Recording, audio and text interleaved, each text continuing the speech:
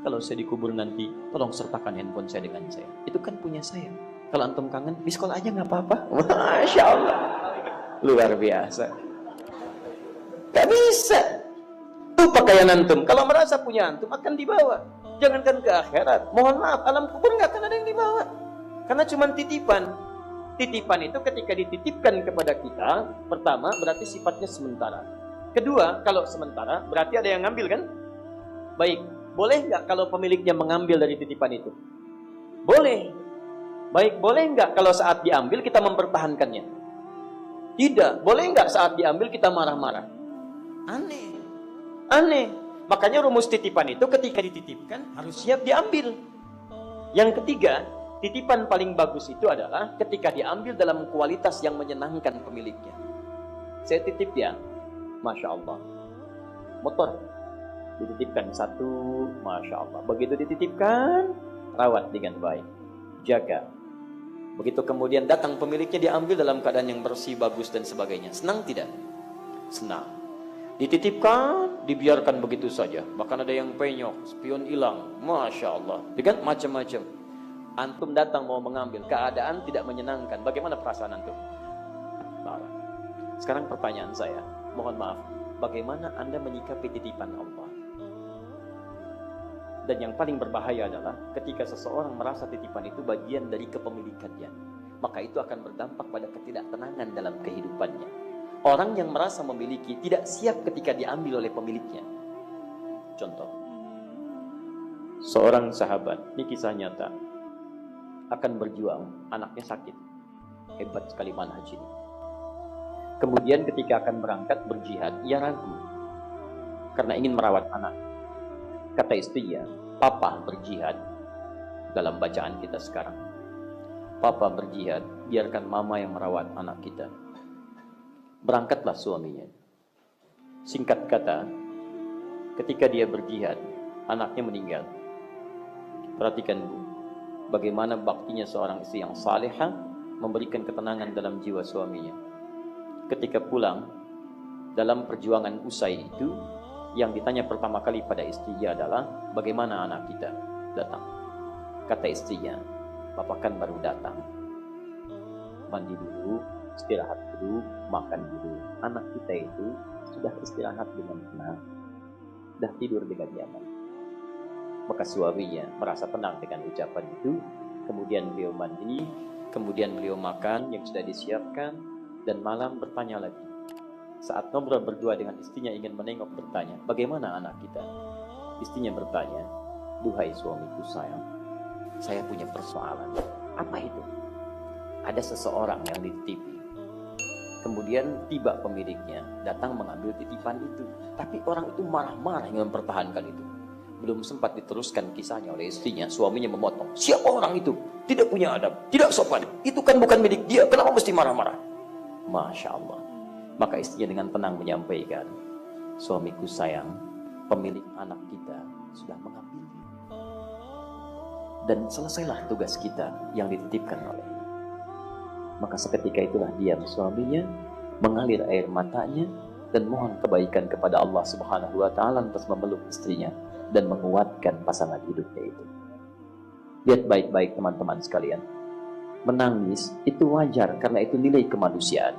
Tapi jika setiap orang sadar bahwa semua apa yang hadir di hadapannya titipan, mudah bagi dia untuk melepaskannya saat tugasnya sudah usai. Di manhaj pertama, antum mesti memahami semua titipan yang ada pada diri kita cuma sementara. Kalau seperti itu ringan hidup kita. Nyaman teman-teman. Coba lihat tukang parkir itu, hebat manhajnya. Kadang-kadang mesti ditiru. Ya, tidak ada orang tukang parkir ketika kedatangan BMW, misalnya Mercy, Ferrari, Lamborghini, macam-macam, nggak ada yang bangga. Begitu datang, prit, masuk, sama. Mau angkot, mau Ferrari, sama. Lamborghini, dadah aja biasa. Begitu 2.000, prit, 5.000, terima kasih bos. Bos tuh, Masya Allah, lewat. Dia biasa aja. Antum, Masya Allah, sudah dititipi, dapat pahala lagi. Kasih lagi, kasih lagi, kasih lagi. Masya Allah. Dan hebatnya, bedanya Allah dengan manusia. Antum kalau dititipkan, dikembalikan titipan dalam keadaan baik. Apa respon orang yang menitipkan? Saya nitip handphone nih, begitu dirawat dengan baik, diambil, bagus handphonenya, bersih. Bagaimana kemudian respon saya kepada yang menitipkan tadi? Terima kasih. Mengucapkan aja terima kasih. Terima kasih. Allah tidak. Begitu antum bersyukur dengan titipan, ditambah oleh Allah. La in syakartum la azidannakum. Begitu di akhirat dikembalikan jadi milik antum selamanya. Dan lebih baik daripada keadaan yang saat di dunia. Nah sekarang saya ingin tunjukkan kepada antum, ini 4 titipan pokok. Antum mesti hati-hati. Manhaj ini yang antum gunakan seperti sahabat Abbas radhiyallahu ta'ala anhu. 1. Ada yang dititipkan tenaga. 2. Ada yang dititipkan pengetahuan. 3. Ada yang dititipkan kedudukan. Dan 4. Ada yang dititipkan harta benda atau kekayaan. Ingat baik-baik. Kalau antum pulang dari sini, coba antum ingat-ingat dari 4 ini, apa yang dititipkan kepada antum. Demi Allah saya katakan, antum mesti kenal betul ini. Karena ternyata itulah jalan yang mengantarkan anda ke surga. Titipan itu. Anda dititipkan pengetahuan. Dengan pengetahuan itu, anda bisa meningkatkan ketaatan kepada Allah dengan memahami itu dan menyampaikannya. Turunlah kemudian Quran misalnya, surah ke-47 ayat 19. Fa'lam. Maka harus ada ilmu. Annahu la ilaha illallah. Untuk menetapkan tiada Tuhan selain Allah. Anda mencari ilmu. Quran surah 9 ayat 122. Menambah ilmu, menambah pengetahuan, menambah keimanan. Quran surah 58 ayat yang ke-11. Mulai membaca dengan izin Allah dan nama Allah. Quran surah 96 ayat yang pertama. Tapi apa tujuan semua itu? Untuk mengamalkannya. Quran surah misalnya ayat kedua, ayat keempat, ayat surah kedua, ayat ke-44-nya. Surat As-Saffnya dengan segala turunan maknanya. Semuanya ada teman-teman sekalian. Antum yang ketitipan tenaga, ternyata dengan tenaga itu diminta antum beramal. Mulai ke masjid, awas sebelum punah itu tenaganya. Karena kalau tenaga sudah tidak ada, nggak bisa melangkah lagi. Maka muncul dorongan-dorongan untuk mengaktifkan tenaga ini. Makmurkan masjid, Quran surah 9 ayat ke-18. Ayo jalan, hadirkan. Lihat pesan Al-Quran ketika mengisahkan Qarun. Quran surah ke-28 ayat ke-77 itu. Wabtaghi fima ataqallahu daral akhirah. Wala tansa nasibaka minad dunya. Hei, harta ini itu bekal terbaik kamu mencari surga. Kamu tidak harus melupakan dunia, silahkan dapatkan dunia secukupnya yang kamu perlukan. Anak-anak, ayo yang terbaik sekolahnya, yang paling bagus yang mendekatkan dengan Allah. Antum nikmati kehidupan dunia yang sebutuhnya antum wajar dapati. Nabi pernah mengajak Abu Dzar Al-Ghifari. Begitu lihat gunung Uhud kata Nabi, "Hei Abu Dzar, kalau saya diberikan emas sebesar gunung ini, maka yang pertama saya lakukan adalah memenuhi hajat saya, melunasi hutang-hutang saya.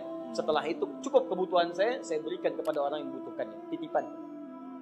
Jadi kalau manhaj ini kita gunakan dalam kehidupan kita, kita nikmat dan tidak pernah merasakan kehilangan. Jadi kadang-kadang saya suka bingung saya. Ada orang merasa rugi pada apa yang dia tidak punya. Aneh itu. Kan yang punya Allah dititipkan pada antum. Kenapa ketika Allah ambil antum merasa rugi? Kalau antum yang punya, antum boleh merasa rugi. Tapi kalau Allah yang punya, Allah akan kehendaki bagaimana harta itu menjadi pahala untuk antum. Makanya mumpung masih ada kesempatan, gunakan pada yang terbaik. Kadang-kadang jalannya dibuka oleh Allah Subhanahu wa taala. Antum cuma ikhtiar aja. Mohon maaf ya. Kadang-kadang maaf, ikhtiar itu bisa positif, bisa negatif. Positif, sedekah, infak, gunakan yang baik, ya buat perusahaan yang baik, buat dagang yang baik, yang tanpa ribanya misalnya sebarkan orang bekerja tempat antum dapat pahalanya. Itu teman-teman. Ada lagi yang kelihatan negatif, tapi sebetulnya banyak kebaikan di situ. Misal, harta orang halal, orang baik, hartanya halal. Harta orang tidak baik, maaf rizkinya yang haram. Datang antum ke masjid, Masya Allah, sepatu baru beli Pak. Dan antum baru berhijrah. Saya ingin berhijrah, ya Allah, Masya Allah. Pakai sepatu baru. Datang ke Aqabah, pulang dari Aqabah, hilang sepatu. Misal. Ya Allah, kenapa ya Allah? Kenapa? Masya Allah. Wah ini, why not kata Allah. Ini Masya Allah. Kenapa saya? Karena kamu yang terbaik. Ada cara Allah membuat sebagian harta kita itu jadi pahala untuk kita. Apa diantaranya? Maaf, diambil oleh Allah Subhanahu wa ta'ala, selesai tugas antum. Sepatu baru itu akan bersaksi di hadapan Allah Subhanahu wa ta'ala pernah dipakai ke masjid. Suka, titipan sepatu itu buat mengantarkan ke masjid. Jadi tidak pernah digunakan dalam hal yang maksiat, yang tidak baik. Alhamdulillah, kalau cara baca antum seperti ini, nggak akan mengeluh antum. Enak. Tapi jangan dibiarkan begitu juga, keenakan pencuri nantinya. Maksudnya antum ikhtiar dulu, cari, tanyakan, gak ketemu, alhamdulillah. Sepatu ini mengantarkan anda ke masjid. Rizkinya pencuri yang haram, ketika dia ngambil dosa dia. Tapi tugas antum selesai. Sepatu itu yang bersaksi untuk antum, nyaman, antum enak, tenang.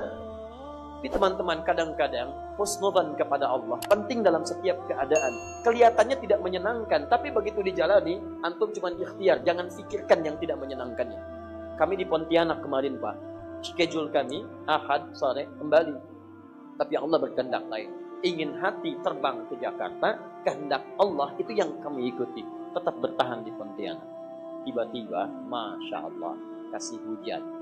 Baru pertama kali terjadi hujan, banjir runway, gak bisa dilewati pesawat. Yang take off, yang landing gak bisa. 4.000 orang gak bisa terbang. Disitulah terlihat bagaimana kebeningan iman itu bisa didapatkan. Ada orang marah-marah, macam-macam. Kenapa begini? Kenapa tidak terbang? Sudah tahu banjir, kenapa tidak terbang? Masya Allah, aneh orang. Antum itu ada kaidah mengatakan begini. Kalau sesuatu sudah diatur, antum jangan ikutan mengatur. Dan yang kedua, jangan pernah buang energi pada yang sudah pasti. Misal, mencela perbuatan tercela. Itu nggak ada kerjaan. Sesuatu yang sudah tercela, nggak usah dicela lagi. Antum buang-buang waktu. Lebih baik didoakan pada kebaikan. Sama dengan merasa bangga pada pujian yang tidak ada. Kata antum segala puji milik Allah. Kenapa pengen dipuji? Gak usah pengen dipuji. Karena antum itu tidak punya pujian. Bangga pada pujian sama dengan maaf, tidak ada kerjaan. Seperti marah saat dicela pada sesuatu yang kita tidak miliki. Antum dicela orang, antum tidak punya celaannya, antum gak usah marah. Karena antum tidak punya celaan itu. Paham ya? Sama. Kasih banjir, kasih hujan, alhamdulillah. Gak usah marah, emang pesawat gak bisa terbang. Antum mau marah pun tidak membuat pesawat terbang. Antum marah tidak terbang juga. Jadi lebih baik ikuti hukum Allah. Apa yang terjadi? Masya Allah. Ustaz mohon maaf. Apa ya tuh mohon maaf? Lebih baik kita nikmati karunia Allah Subhanahu wa ta'ala. Akhirnya Masya Allah, dengan tidak terbang itu kepiting datang.